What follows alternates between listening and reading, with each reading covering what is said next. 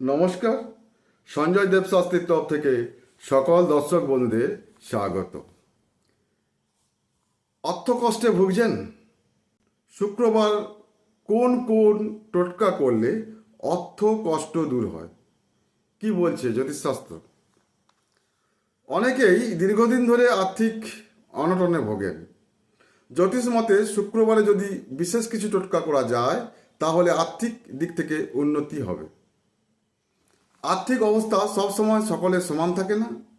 জীবনে কখনো কারো আর্থিক অবস্থা খুব ভালো হয়, আবার কখনো আর্থিক অবস্থা এতটা খারাপ হয়ে যায় যে মানুষ তখন কি করবে ভেবেই পায় না।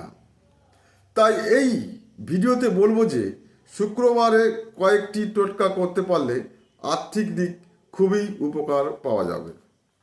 1, শুক্রবার রাতে একটা গোলাপি বা লাল রঙের কাপড়ের ওপর অষ্টলক্ষ্মীর ছবি স্থাপন করুন। নিয়মিত পুজো করুন, এতে আর্থিক উন্নতি হবে।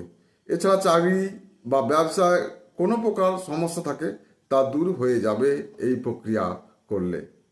2, শুক্রবার রাতে কাউকে না জানিয়ে একটি অষ্টলক্ষ্মীর মূর্তি স্থাপন করুন। সেই মূর্তিতে লাল রঙের মালা অর্পণ করুন। তারপর সেই মূর্তিটির সামনে ধূপ ও প্রদীপ জ্বালিয়ে পুজো করুন। 3, আর্থিক কষ্ট দূর করতে অষ্টলক্ষ্মীর মূর্তিতে শুক্রবার রাতে যে কোনো 8 ধরনের সুগন্ধি ছিটিয়ে দিন। 8 ধরনের সুগন্ধি ছিটিয়ে দিন। এর ফলে জীবনে সুখ শান্তিতে ভরে উঠবে। 4, শুক্রবার রাতে মা লক্ষ্মী দেবীর সঙ্গে নারায়ণের পুজো করুন। জ্যোতিষ মতে এটি অত্যন্ত শুভ বলে মনে করা হয়। 5, অষ্টলক্ষ্মী এবং নারায়ণের মূর্তিতে একসঙ্গে দক্ষিণাবর্ত শঙ্খ এই শঙ্খটি কিনতে পাওয়া যায়। এটি দক্ষিণাবর্ত শঙ্খ। এর মধ্যে জল নিয়ে তা অর্পণ করুন লক্ষ্মী এবং নারায়ণকে, এবং সেই জল দিয়ে স্নান করান। যে জল শঙ্খপথে কিছু জল দেবেন, সেই শঙ্খপত্র জল দিয়ে সেই জল দেবতাদের অর্পণ করাবেন এবং সেই জল দিয়ে অষ্টলক্ষ্মী এবং নারায়ণকে স্নান করাবেন। এর ফলে প্রচুর আর্থিক উন্নতি হতে পারে।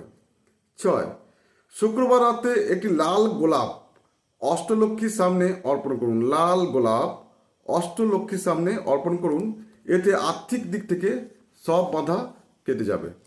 তাই শুক্রবারে কি কি করতে হবে তা বললাম এই ভিডিওতে। চ্যানেলটি সাবস্ক্রাইব করবেন। সবাই ভালো থাকবেন। নমস্কার।